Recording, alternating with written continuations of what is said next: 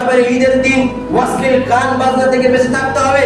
আপনি দেখবেন যে ঈদের দিন বেশি করে ছোট ছোট বাচ্চাগণ দেখবেন যে টুকটুকিত করে ডিজে বক্স বাজিয়ে ঈদে উদযাপন করে।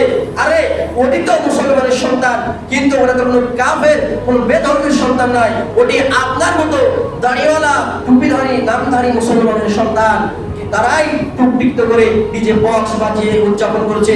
ওই জায়গাতে যদি হিন্দুর সন্তান এসে ডিজে বক্স বাজাতো, আপনি নিজে গিয়ে সেখানে বাধা প্রদান করতেন। আর আপনার ধর্মের মানুষ, আপনি যে ধর্মের অনুসারী সেই ধর্মের মানুষের সন্তান কি করছে? ডিজে বক্স বাজিয়ে টুকটুকিতে ছোট ছোট বাচ্চাগণ দেখবেন ঈদ উদযাপন করছে। এটি একটি মুসলমানের ঈদ, এটি আমাদের ঈদ উদযাপন করতে হবে, ঈদের খুশি বিনিময় করতে হবে বন্ধু বান্ধবের সাথে। তাই বলে আমাদেরকে ডিজে বক্স বাজিয়ে ঈদ উদযাপন করতে একবারে ইসলাম ধর্মে নিষেধ। আপনি সুন্নাত মোতাবেক, নবী করিম সাল্লাল্লাহু আলাইহি ওয়াসাল্লামের সুন্নাত মোতাবেক আমাদেরকে ঈদ উদযাপন করতে হবে। এবং আপনার পরিবারের সন্তান হোক, আপনার পাশের পরিবারের সন্তান হোক, আপনি অবশ্যই নিষেধ করবেন। কারণ আপনার এত সুন্দর খুশির দিনে তারা অবৈধ কাজে লিপ্ত হয়ে এই খুশির দিনটাকে তারা বেধর্মীর কাজের সাথে লিপ্ত করে দিচ্ছে। তার মানে তাদের হিন্দুতে দেখবেন পুজোর সময় ডিজে বক্স বাজে, আমাদের মুসলমানের ঈদের সময় ঠিক বাজাচ্ছে। তাদের মধ্যে আমাদের মধ্যে পার্থক্য থাকলো কিভাবে? আপনাকে সন্তান, আপনার ছেলের সন্তান, আপনার ভাইয়ের সন্তান হলে আপনাকে অবশ্যই নিষেধ করতে হবে। তারা যেন এইসব কাজ থেকে বেঁচে থাকে, এইসব ডিজে বক্স বাজার থেকে যেন বেঁচে থাকে।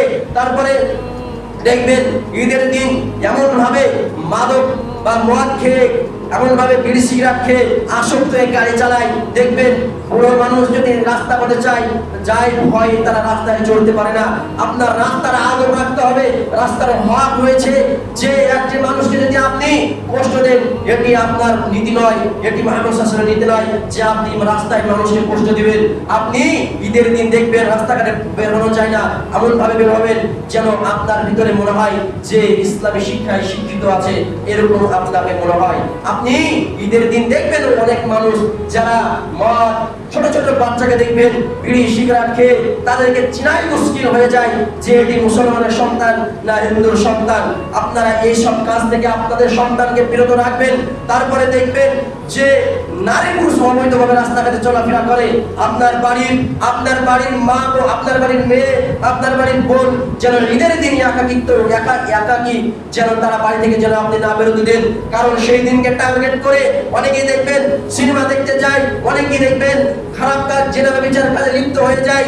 এই বরকতের দিনে তারা গুনাহের কাজে লিপ্ত হয়ে যায়। আপনি সেই থেকে আপনার মেয়েকে, আপনার বোনকে আপনি সতর্ক রাখবেন।